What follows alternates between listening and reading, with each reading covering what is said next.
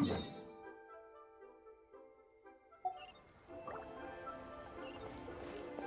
is no escape!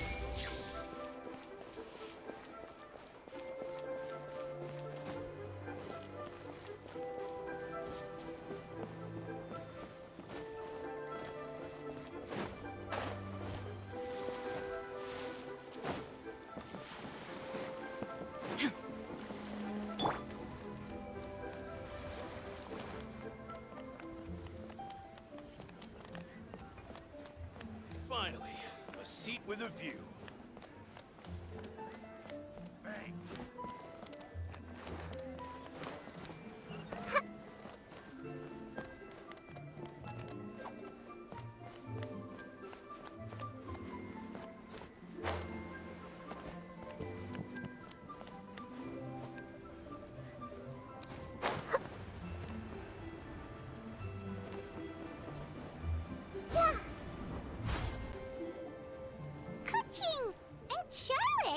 I never thought she'd see you two together.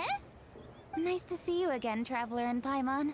Oh, we're not interrupting anything, are we? Not at all. I wasn't in the middle of an interview or anything. I was just asking Miss Kuching about purchasing a kite. A kite? Are you buying some regional specialties to bring back to Fontaine? Well, yes. And... It seems you haven't heard yet.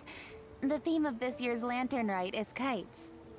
Oh, so that's why Paimon has seen so many floating in the sky. Liyue Harbor is always changing, so it is only fitting that Lantern Rite should change in turn. The Qixing believes it would benefit Liyue to build on our own cultural foundation by embracing the technologies of other nations. After all, it is said that the stones of another mountain may serve to better polish one's own jade.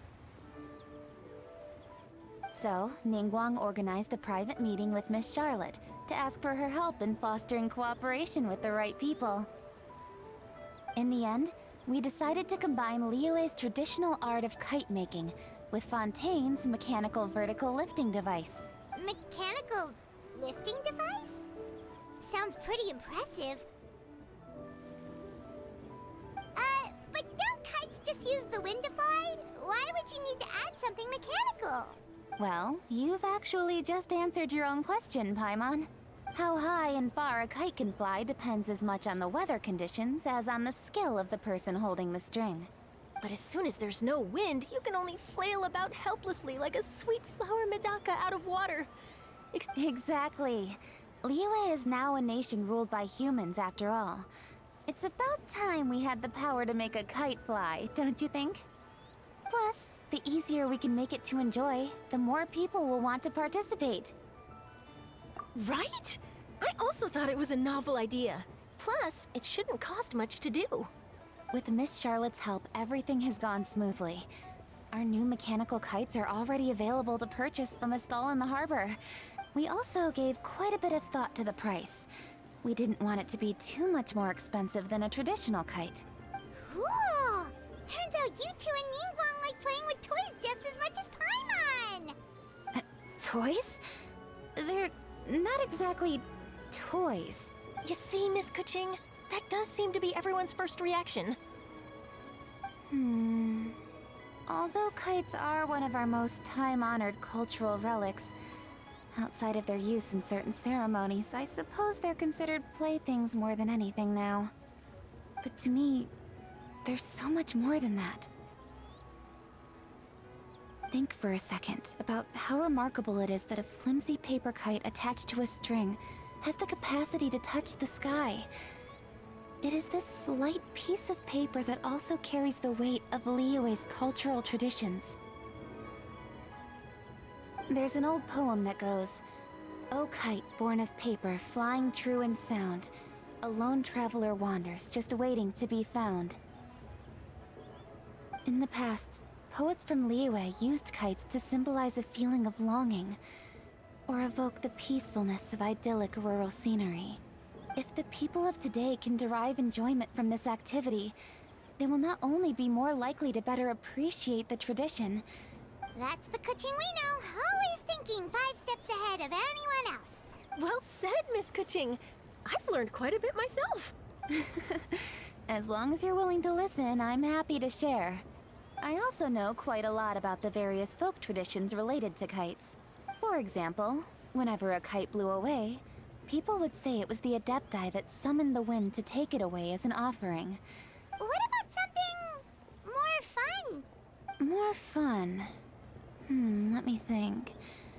Oh, my grandfather told me that back when he was a boy, children learned the art of kite making step by step from their elders. First, you use the thin strips of bamboo to construct the frame. Then, you draw a design of your choice on a piece of paper, paste it onto the frame, and tie on the string. Then, you look towards the sky and release. Some people write down certain names or desires on their kites, cut the string, and let them fly free. Others may place particular thoughts or meaning into the design itself. Are certain designs associated with certain meanings? Well, Fascinating. the scissored-tailed swallow is the most classic design. It symbolizes good fortune and joyful tidings. Are these commonly understood meanings and symbols and... I believe so. Most have probably heard something about it from their elders at some point. If you're interested, Miss Charlotte, I have several books on the topic that I could lend you. They could be a useful reference. That would be a huge help! Great! Looks like I've got the outline for quite the article on my hands. Perfect! We're gonna take a look around. Then I'll show Miss Charlotte to my home for a little while. I almost forgot. The Ministry of Civil Affairs is hosting a kite flying contest on the night of Lantern Rite. If you're interested, you're more than welcome to bring a kite and participate. The rules are simple. Whoever flies their kite the highest and furthest within the time limit will receive a special honor along with a secret prize. I've already prepared more than enough empty film for the event. I can see the spectacle already. Oh, Paimon was on board the moment you said secret prize. Then I'll look forward to seeing your performance. You bet! See you then!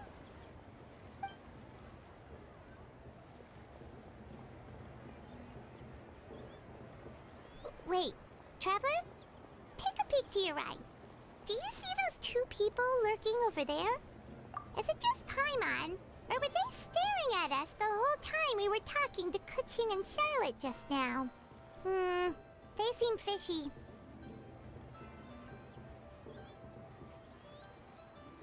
Huh.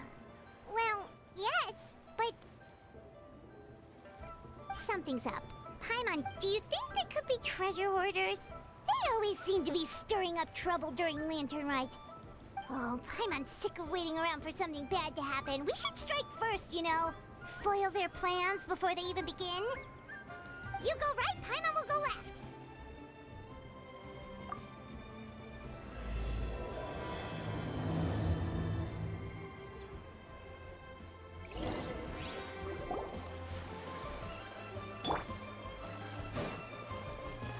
Illusion! Oh, It is with such an air of urgency that you appear before us.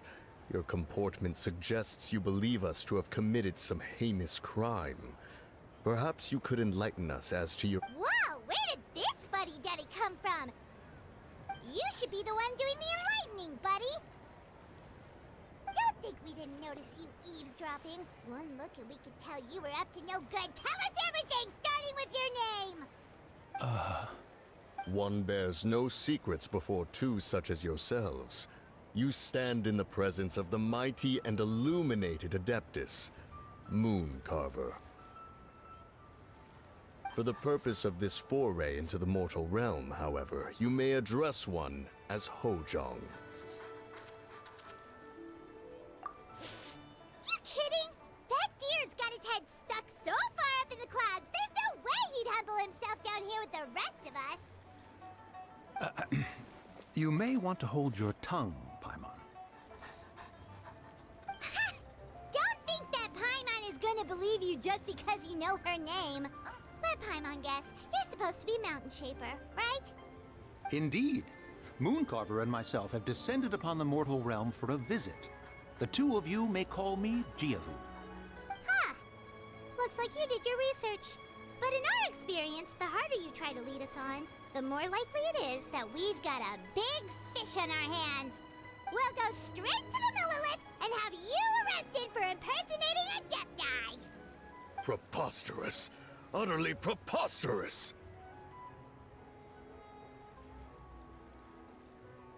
Right. Tell us something that only an Adeptus would know. And it better not be some common knowledge that any person on the street could tell you.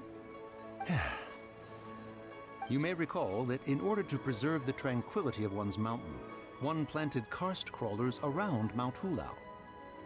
In fact, the seeds are one of Streetward Rambler's cultivars. Among all the Adepti, her horticultural skill is preeminent.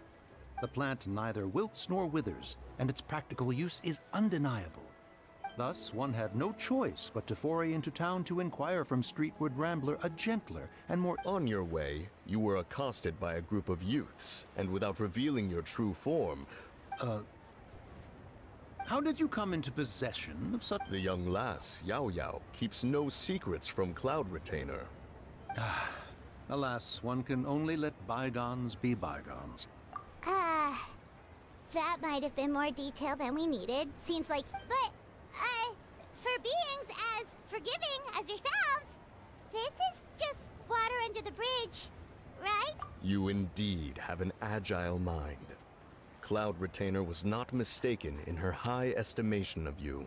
Paimon's still curious about something. It's just...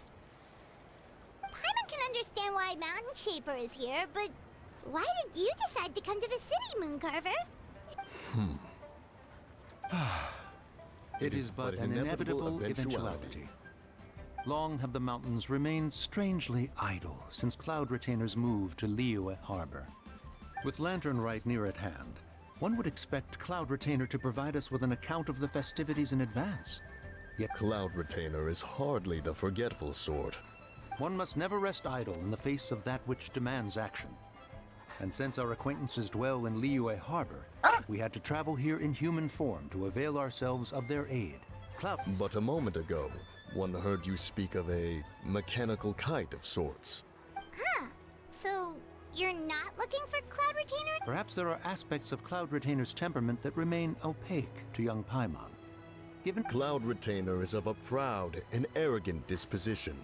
She holds the belief that her skill in mechanics surpasses that of all others. one surmises that she has shut herself away. However, if you do happen to cross paths with her over the next few days, do pass. Sure, leave it to us. Have a safe trip back, enjoy the scenery, and happy Lantern Rite! Thank you for your kind words. We shall now depart. We got all worked up for nothing, huh? All that trouble and it turned out to be people we knew all along! Well, it's still pretty early. Let's head over and check out the kite stalls. Paimon wants to see what kinds of kites we can buy to use in the competition.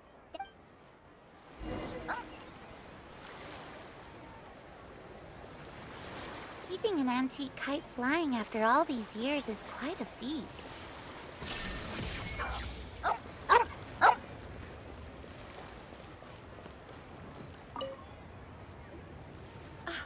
Welcome! Are the two of you looking to buy a kite? Would you like me to go over the different designs? Ooh! A scissor kill swallow! And a butterfly! And... oh!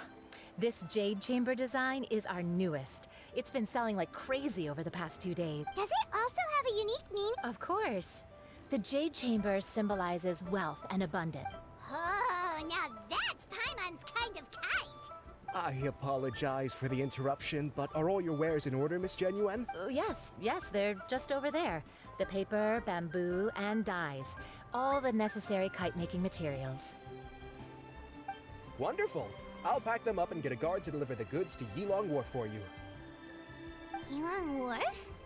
Oh, wonder what that place is like during Lantern Rite.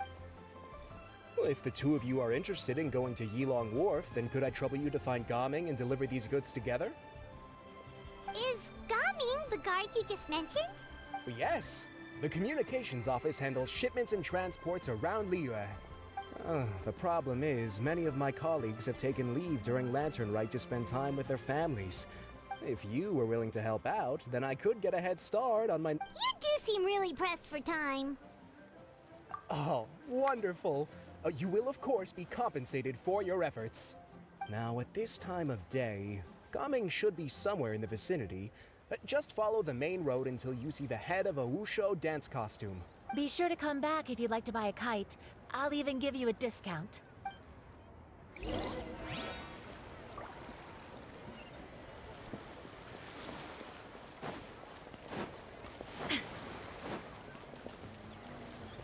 There is no escape! Wait, I thought we had an agreement. Loser buys dim sum tomorrow? Look at you. Scowl like that for much longer and your face might stay that way. Hey now, don't be upset. How about this? You extend the invitation, and I'll pay. No way, Gaming. You're always the one picking up the tab. I'm not trying to be a sore loser. I just didn't expect you to come from behind to win like that. That was nothing. All in a day's work, friend. Perfect! Gaming is here. Sorry to interrupt, Gaming. We just spoke to a guy from the communications office who needs you to deliver some goods to Yilong Wharf. Oh, it must have been Longzhou. Looks like I've got work. Gotta go. Sure. Go. Let's have a rematch when you get back. Alrighty, you can hand the goods over to me. Must have been heavy hauling them all this way. Let me take them off your hands. It wasn't that bad. It's just some kite-making materials. Plus, we didn't have to walk very far. Kite-making materials. I see. I'm glad it wasn't too much trouble, Paimon. Still, I owe you one. Ah, and you must be the traveler. It's nice to meet you. Huh? You know us? There probably aren't many in Liyue who don't. I've heard quite a bit about you two. Oh, and please excuse Longzhou if he forgot to thank you. Take my thanks in his place. He's a good guy. He's just been super busy lately, running around from place to place. So, you here for Lantern Rite? Yep. It's always so lively this time of year. We were... Perfect! We'll go together then. I'm good with directions, so just follow me. Trust me, I know my way around. Oh, and there are a couple of good places to eat along our route. We can stop and grab a bite when it's time. The ingredients are fresh, the portions are generous, and the prices won't break the bank. Order anything?